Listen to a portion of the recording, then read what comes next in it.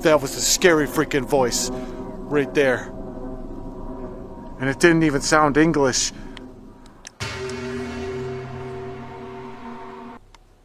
What the hell was that?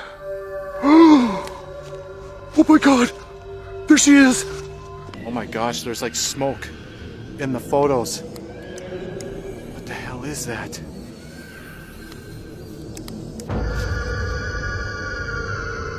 Whoa! Whoa!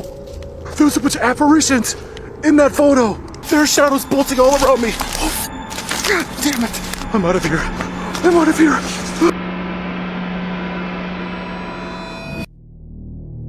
On the night of March 21st, 2025, a solo paranormal investigator, recognized as Midwest Ghost Hunter, embarked on an exploration that would leave him deeply unsettled. His ambitious plan was to visit two infamous sites rumored to be intensely haunted: Riverside Cemetery and Iron Hill. However, by the end of the night, documenting paranormal activity would be the least of his concerns. He would find himself fleeing it. The investigation begins at Riverside Cemetery, a vast and dark graveyard, notorious for ghost stories involving a Native American chief and a group of ghostly young girls said to weep during the night. Early into his visit, the investigator hears unnerving footsteps, too precise to be from animals.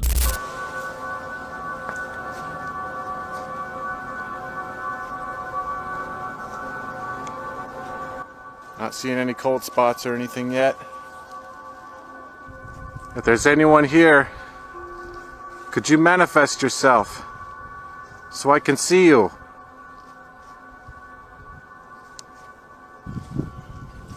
Whoa, whoa.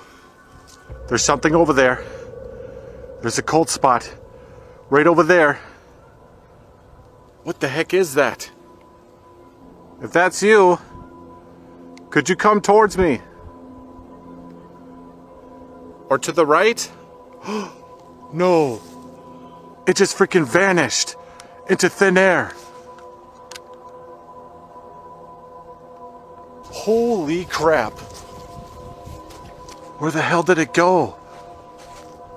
It was just right over here. Is there somebody over here? Using a K2 meter, he seemingly makes contact with multiple spirits, capturing energy spikes and unusual responses. As he roams deeper, he constantly feels an eerie sensation of being watched. Things escalate when he claims to see a figure among the graves, although it remains unclear if his camera caught the moment. I hope you don't mind. I'm gonna follow you, okay? How many spirits haunt this cemetery? Because it seems like there's a lot of them. Holy moly. Look at all these graves that are out here. I just feel like there are people watching me from everywhere. Oh my god, what the fuck? Okay, I swear to God, I just seen someone over there. They were walking through the graves. Holy crap, that sent chills down my spine. I don't think I caught it on camera. The tension increases at a nearby abandoned chapel. Local lore warns that knocking on the chapel door will provoke a response. Is there somebody over here? If so, could you make a sound? It's definitely a gorgeous chapel. I would definitely want to haunt here. I'm gonna try to knock and see if anything knocks back. Alright, here goes.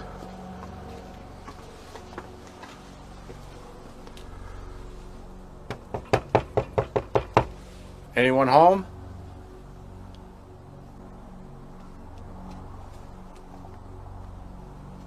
No knocking yet. I'm gonna try it again. A little louder.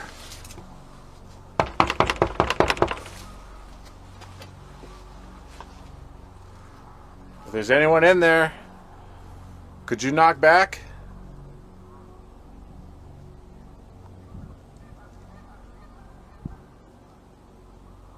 Alright, I'm gonna try one more time.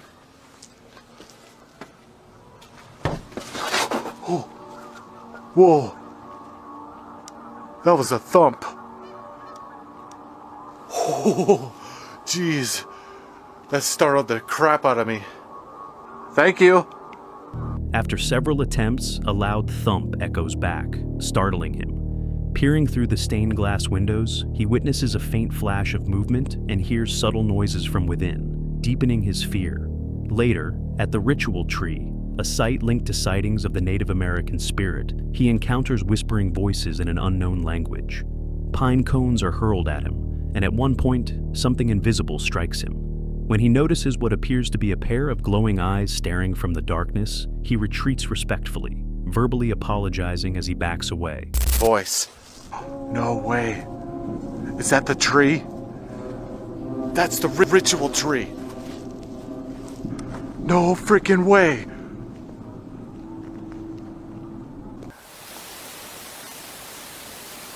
I just heard like footsteps on the ground. Try to snap some photos. Moly, this is insane. Chief, why do they call this a ritual tree? Whoa. That was a scary freaking voice right there. And it didn't even sound English. There's literally nobody here. I'm at a loss. I'm at a loss for words.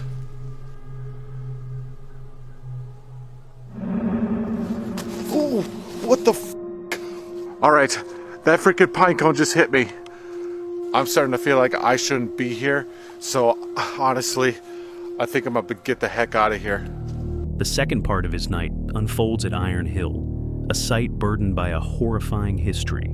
In the 1920s, a train accident claimed the lives of over 20 orphan children here, and many believe their spirits still linger. Strange occurrences quickly follow his arrival: snapping branches, unseen projectiles, and the unsettling discovery of a railroad spike thrown toward him. Alright guys, here we are. Just beyond this gate is Iron Hill. I have been wanting to check this place out for a while. Let's go ahead and check it out. As he ventures further, childlike voices, laughter, and footsteps fill the night air. Then, the most disturbing signs emerge. He begins finding dolls, each one more grotesque than the last. One resembles a burned bunny toy, covered in black marks resembling burn scars. More dolls are found, one hanging from a tree, another melted beyond recognition. On cue with his requests, one doll even drops from its branch. What the hell is that? Whoa, whoa, whoa. Wait a minute. Oh my god. It's a freaking doll laying out here. Where the hell did this thing come from? It's like a bunny rabbit. A bunny man. What the hell is that? There's like these black marks all over it. Those almost look like burn marks. No way. Could this be from the fire? No, it couldn't be. Did you just lead me to this bunny rabbit doll here? Was this your doll? I can't believe what I'm seeing here.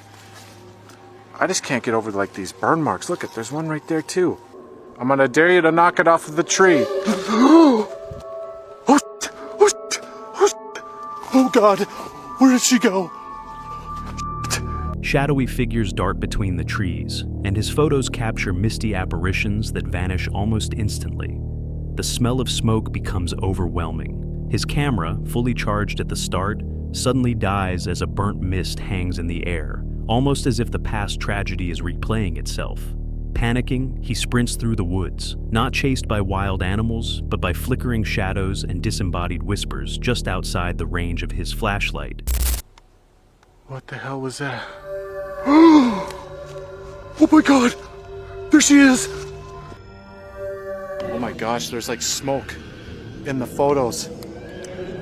What the hell is that?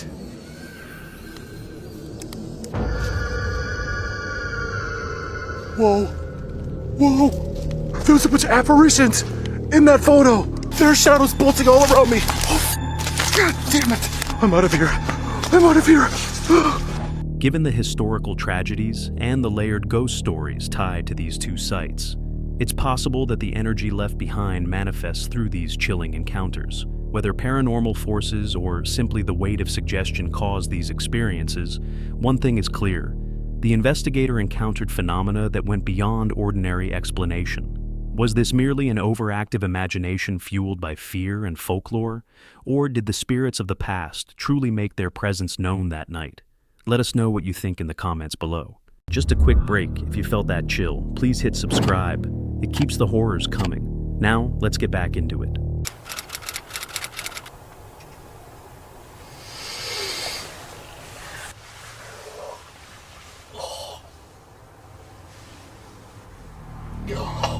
The Flex Tapes is a content creator known for his daring explorations, pushing boundaries by camping in storm drains, venturing into abandoned sites, and spending nights where few would dare. But on this occasion, he decided to take it even further, camping solo overnight inside a deserted caravan.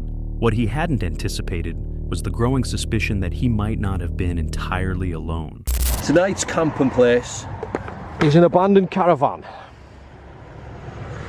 Yep. Flex arrived at the caravan just before dusk, carrying his camera and fueled by curiosity. The vehicle itself, though battered, remained mostly intact. The windows were shattered, but the main structure stood firm, and the curtains still hung in place. Scattered personal belongings suggested that someone might have recently used the space. Despite the uneasy feeling hanging in the air, Flex pressed on. He explored the interior, cleared a couch to sleep on, brushing away bags and bits of debris. He set up his camp stove atop an old television, joking about his makeshift arrangement. However, as night fell, the atmosphere shifted. Around 2 a.m., faint sounds began to stir from within the caravan itself. Still half asleep, Flex froze, questioning whether the noises were real or his imagination. Yet the sounds persisted, soft shuffling, the drag of plastic, and creaking floorboards, suggesting that something or someone was moving about.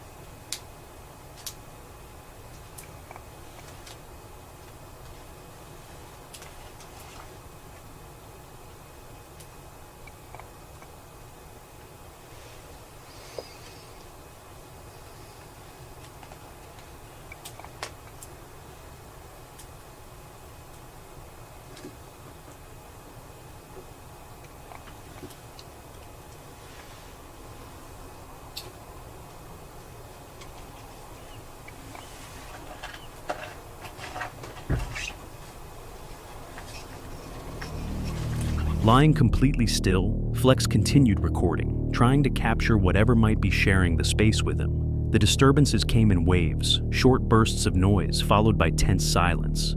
At one point, a loud knock jolted him fully awake.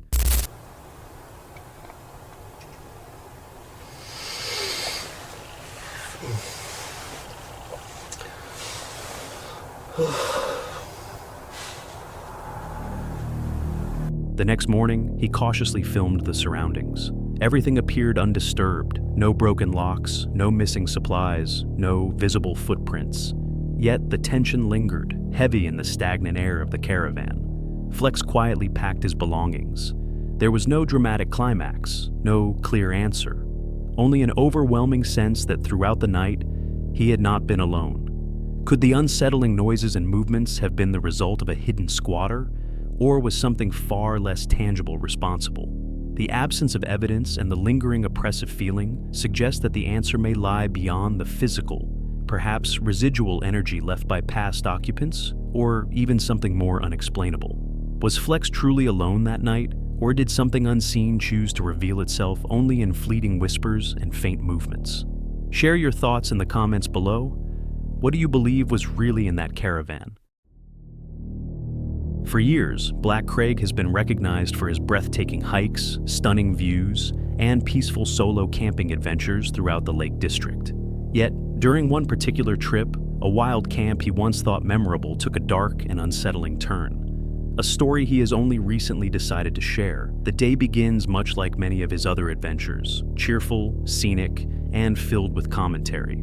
Starting just outside Munger's Dale, Craig sets his sights on several Wainwright peaks, including Boscobel Fell, Banner Hill Crags, and finally Southern Fell, a location with an eerie reputation. As the route unfolds, he recalls a past visit to Southern Fell, a trip that began with beautiful conditions, but ended with an encounter so strange that he long debated ever speaking about it. Crossing icy paths under clear skies, a rare break from the usual stormy weather, Craig notes the tranquility around Boscal Tarn, a place favored by wild swimmers, yet the peace feels temporary. Southern Fell looms ahead, carrying with it an unsettling memory. While approaching Benedict Crags, he pauses to recount an account from Wainwright's writings about the legendary spectral army seen in 1745. Alright, as we move on to the Fell, let me just quickly read you a paragraph from Wainwright's book about the spectral army of Suter Fell. This is no legend.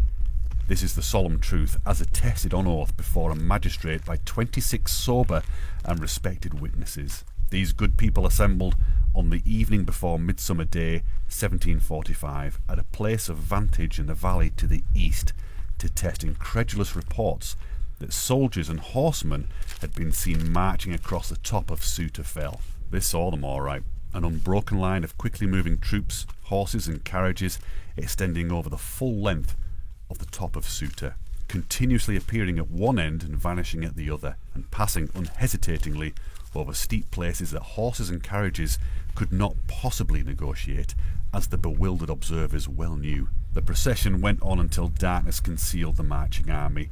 Next morning, the skyline was deserted, and a visit to the summit was made by a party of local worthies, fearful that the expected invasion from over the border had started. This was the year of the 45 rebellion. There was not a trace of the previous night's visitors, not a footprint, not a hoof mark, not a wheel rut in the grass, nothing. There was no doubting the evidence of so many witnesses, and yet it was equally certain that the marching figures had no substance. Scientists and students of the supernatural had no solution to offer. The only explanation ever given was that some kind of mirage had been seen, probably a vaporous reflection of Prince Charlie's rebels, who had that very evening been exercising on the west coast of Scotland. Now that does sound a little bit far-fetched, really, doesn't it? I think I'm going to stick with the idea that they were actually ghosts. It does make you wonder though, doesn't it? You know, all those people saw the same thing, all of sound mind, apparently, and they hadn't been drinking, but you never know. And they all saw that, so yeah, it does make you wonder. It certainly makes me wonder, and it was the reason why I came up here and did that camp on Midsummer's Eve, just to see. And I saw something, not the army, but I saw something. And in a minute what we'll do is I'm going to have some food now, and we're going to head over to the cairn there where I pitched the tent. I'm just looking at it, I'm freaked out just looking at it now. And I'll run through what happened that night and what I saw, and I'll put it on the screen. You'll see it yourself. Some of you already seen it, some of you spotted it like, what the hell? But I'll put it back on the screen again so you can see, and I'll do it frame by frame. It's pretty disturbing. But in the meantime, let's eat, let's get out of the wind, and hope and pray that the air ambulance is here for somebody who's fallen, obviously. So there's obviously an injury up there somehow. I just hope and pray that it's not someone on sharp edge, but he's just circling round and round, so... Right, this'll do. There's nowhere to sit, I have to stand. I'll see you in a minute. Oh yeah. Death Witch number 1. Oh, that was good.